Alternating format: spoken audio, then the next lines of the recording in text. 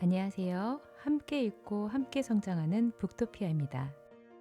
요즘 낮에는 맑고 쨍쨍한 햇빛이 반기지만 문득 불어오는 찬바람에 옷깃을 여미게 되는 계절이죠. 본격적으로 독서의 계절, 가을이 찾아온 것 같습니다.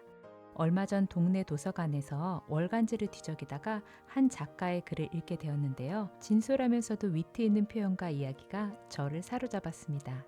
그녀는 마치 어느 아침 아이들 등굣길에 우연히 마주친 옆집 동생처럼 수수하고 친근한 느낌을 주었는데요. 그럼에도 그녀의 글 속에서는 삶을 바라보는 깊은 통찰력과 지혜가 묻어나옵니다. 그런 내공이 쌓이기까지 그녀에게는 일상의 작은 실천이 있었는데요. 바로 20년간 꾸준히 써온 일기였습니다. 저는 매일 한 가지 일을 몇 년, 아니 몇십 년 동안 이어가고 있는 사람들을 보면 정말 존경스럽습니다. 누가 보든 보지 않든 자기 길을 묵묵히 걸어가는 사람들에겐 그렇게 할 수밖에 없는 이유와 비결이 있는 것 같습니다. 그렇다면 작가가 20년간 써온 일기를 통해 어떤 삶의 지혜를 배워왔는지 함께 알아볼까요? 1. 일기를 통해 진정한 나를 만나다. 일기는 철저히 나조차고 하는 일이지요. 누군가에게 자랑할 것도 아니고 이걸로 뭔가를 이룩할 수도 없어요. 그래서 일기를 꾸준히 쓰기 가장 어려운 부류는 의외로 게으른 사람도 아니고 완벽주의자도 아니에요. 남에게 보이는 것만 추구하는 사람입니다.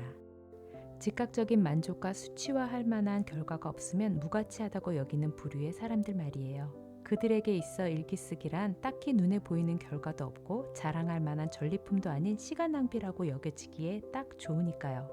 그런데 일기를 쓴다는 건 그렇게 단순한 일이 아니에요. 써보니 그렇더라고요. 단번에 겉으로 드러나지는 않지만 진정으로 내가 달라지고 있구나 하고 가장 먼저 스스로 변화를 감지하거든요. 6개월, 1년, 2년 전혀 몰랐던 누군가와 꾸준히 대화를 나눈다고 생각해 보세요. 그 과정에서도 엄청난 배움과 성찰이 일어납니다. 하물며 그 누군가가 나라면, 나 자신과의 대화라면 어떨까요? 책에서만 읽어온 나다운 삶이라는 것, 진정한 행복이나 성공 같은 추상적인 말들이 온몸으로 생생히 이해되는 때가 찾아옵니다. 이게 그런 뜻이었구나. 나는 이렇게 생각해 왔구나. 나는 사실 그걸 원했던 거야. 조각나 있던 많은 나가 비로소 이어져 완성되어 가는 기분. 유명한 경영학자인 톰 피터스는 말했지요. 개인이든 비즈니스든 국가든 결국 작은 결론의 합집합이 거대한 힘의 결정체가 된다라고요. 나에 대한 작은 결론들이 내부에서 강하게 한데 어우러져 세상에 나만의 목소리를 내고 나다운 태도로 나다운 꿈을 추구할 수 있는 강한 힘이 됩니다.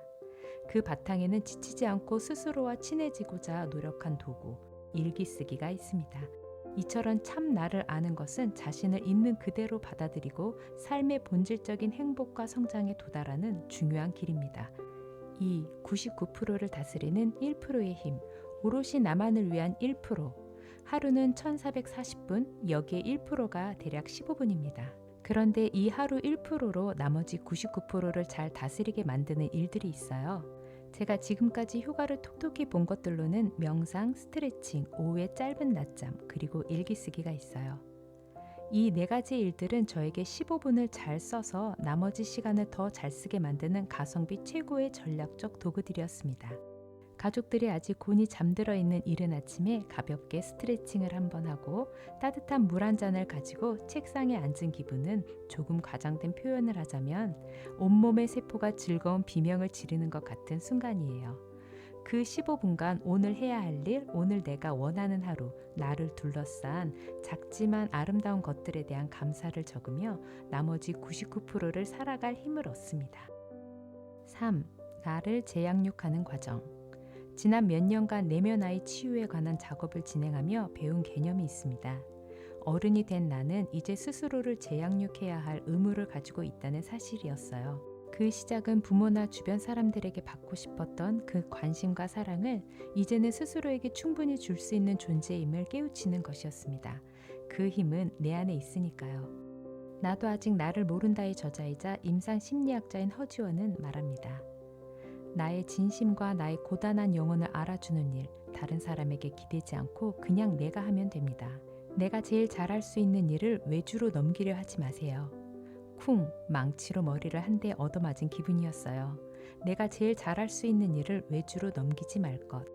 맞아요. 저는 늘 그 일을 외주줄 사람을 찾아 헤매었습니다. 누구에게 인기를 보이기 위해서도 살지 말 것. 타인에게 사랑받기 위해 최선을 다해 그들의 기대에 부응하려는 공허한 노력도 전부 멈출 것. 그리고 우리는 또 무엇을 해야 할까요? 부서진 내 마음을 안아주는 일이 남았습니다. 세상에서 가장 중요하고 가장 어여쁘고 내가 가장 잘 아는 내 마음을 위해 온 마음을 다해보는 일이 남았습니다. 돌아보니 그건 제가 한 번도 안 해본 도전이었어요. 온전히 나를 아껴보는 건 저희 목표 안에 들어본 적이 없는 일이었어요. 저에게 있어 목표란 늘 좀 더 많은 돈을 벌고 좀 더 책을 많이 팔고 좀 더 예쁜 몸매와 피부를 얻거나 좀 더 좋은 곳에 여행 가는 일이었으니까요. 그리고 제 모든 목표의 뿌리는 사실 남들에게 더 잘 살아가고 있는 모습을 보여주고 싶은 마음이라는 것도 알고 있습니다. 그러니까 내 목표라는 것이 처음부터 나 따위는 안중에도 없는 목표라는 사실을 깨달은 것이에요. 일기를 쓰며 마음을 들여다보는 일은 말 그대로 나를 재양육해가는 과정이었습니다. 나는 내가 알고 있는 그런 하찮은 존재가 아님을 자꾸만 일깨워주는 것. 그건 아파 죽겠지만 언젠간 반드시 해야 할 일이 분명했어요. 그치지 않고 실망하지 않고 끝까지 그렇게요. 저는 여전히 일기를 쓰며 진정한 나의 존재 가치를 회복하는 과정을 밟고 있습니다. 나를 세상에서 가장 사랑하는 연인으로 대해주자고 다짐하고 또 다짐합니다. 내가 어떤 모습이건 너를 사랑해까지는 아직도 갈 길이 멀어 보이지만 내가 어떤 모습이어도 너를 버리지 않아 자신감 정도는 획득했다고 생각해요. 누구나 갖고 싶은 이런 친구, 연인 혹은 배우자의 존재가 나 자신이어도 충분합니다. 일기를 쓴다는 건 단순히 하루를 기록하는 것을 넘어 자기 자신을 이해하고 성장해가는 소중한 시간이죠. 여러분도 오늘부터 짧은 글이라도 적어보며 나와의 대화를 시작해보는 건 어떨까요? 오늘도 끝까지 함께 해주셔서 감사드리며 영상이 마음에 드셨다면 좋아요, 구독, 알림 설정 부탁드립니다. 다음에도 여러분과 함께 좋은 이야기로 찾아뵙겠습니다. 감사합니다.